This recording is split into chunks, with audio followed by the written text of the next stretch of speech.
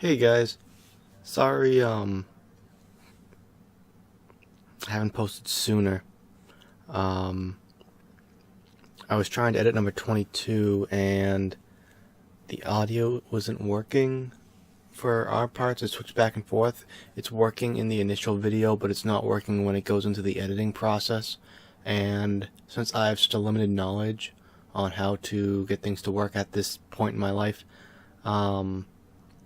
it's excuse me, it's a struggle.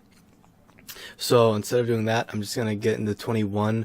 But first, I figure I'll tell you guys, for any of you who are really interested in our boss list, I guess you'll be listening to this. But I'll just tell you now that neither one of us got the guess right, and we couldn't have just redone it either because Jared has a tight schedule that he can actually record around. So it's very hard to actually get him on to record. So we don't really have a chance to redo anything. So sorry if this feels rushed, but so basically 22 for me was the centipede demon. Well, for him it was the iron golem. And my cons were just that mostly about the environment.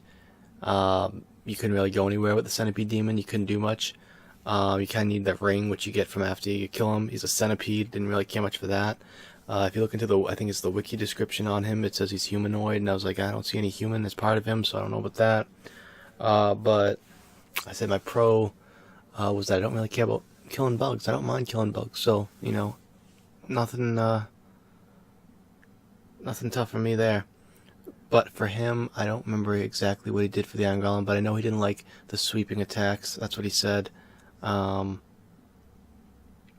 And maybe the next time that we do a recording session, maybe he can give more detail on that. But sorry if this is rushed, because I don't have time. Well, I have time. Just we collectively don't have time to make another one on this. Just because our schedules almost never match up anyways. But thanks for your patience. And I don't want to say thanks 400 right here because I feel like this isn't the right video to do it in, but I am really, really happy that we hit 100 on this channel, and there's gonna be a video for that. I'm planning on doing an about me video for 100. I was telling people that I was gonna do it, and now that I'm here, I get that 100 on the grand scheme of things isn't like the biggest number in the world, but it's made me happy, so thank you guys on that. But I'll make another video about that. That's not about this right now. Alright, so getting into 21. Number 21. Alright, so I might as well guess first. I think you guessed first last time. I think number 21 for you is gonna be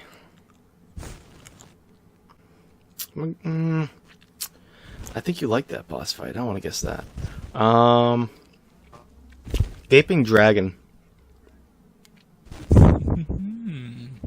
Alright, go ahead. Take a guess. Okay. Since you gave me a little there, saying that you liked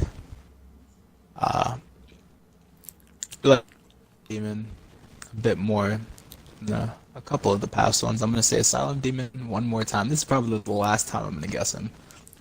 Well, if you're wrong, aren't you gonna have to guess him in the future? No, I'm just kidding. you just never guess it again. Number one. All right. So you go first this time. Okay. All right. Jeez. Where do I even begin? Gaping Dragon. He looks cool. Wait, it is Gaping Dragon? In the middle of sewers, and he's. Yeah. Oh, I got it right. Oh, okay. I got that one spot on. Oh, good. All right, go ahead. So, Gaping Dragon, he's like down in the sewers. You had to get past a whole crap ton of basilisks to get to him, which are the curse monsters. Assuming you didn't already get cursed in the little traps, which I did my first time. I got cursed, and I had half my health bar. I didn't know how to break the curse, and I'm over here running around and I stumble upon a big alligator monster with yeah, with a big old mouth going from neck to stomach. I don't know. I didn't understand it very much. Yeah. I got smacked around a lot when Yeah. I first fought him, just because I didn't understand like how to fight him. I kept getting grabbed. That was my problem. He like grab me and then eat me and then yeah. But after I got rid of that little curse and I went back there, I just realized that a very passive playstyle is easy. It's a really really easy way to kill him.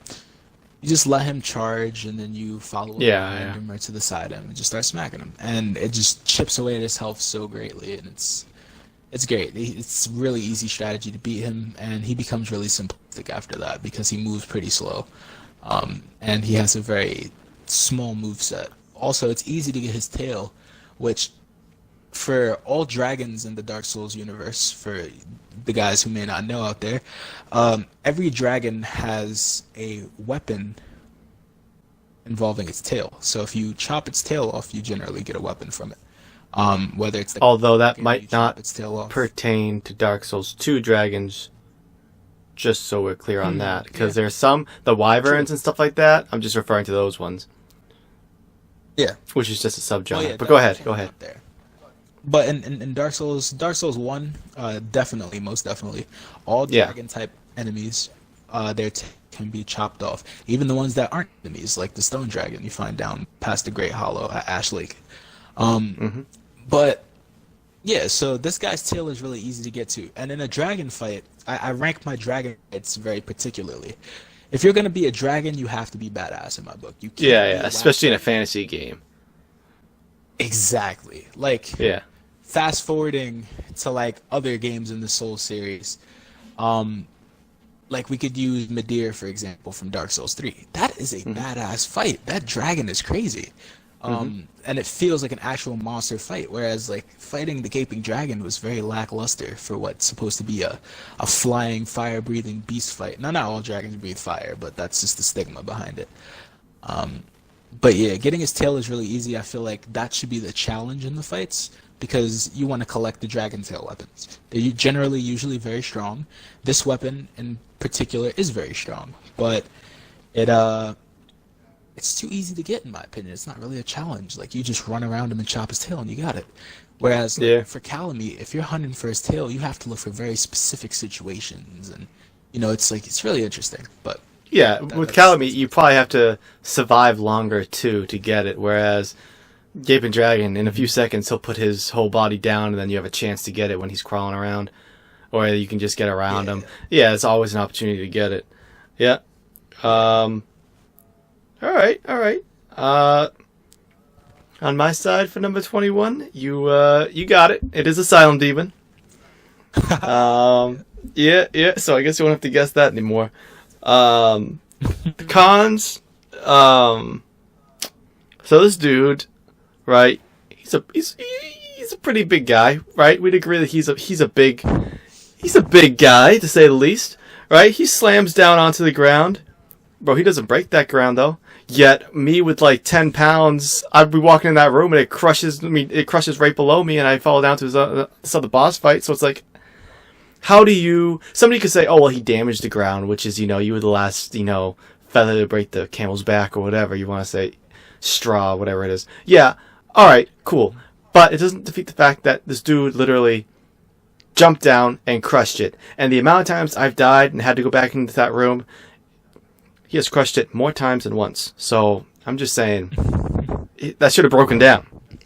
Also, if you were to lure one of the undead, which is probably closer to your size and weight, over to that thing, it won't collapse on them. So I get it. I get the idea that it's for the player to discover themselves, and they wouldn't want to ruin it. Imagine if like the thing jumps down and he's like, oh, and then he breaks to the floor, and you just look down, he's just stuck down there, and it's like, cool, all right, you keep walking on your way. Like, that would be funny too. That would be pretty funny. But I get it. It would defeat the purpose if they did that. But yeah, that's probably my biggest con. The biggest pro to this guy's probably killed more players than any other boss. If we're like, this guy's probably killed more than any other boss in the game.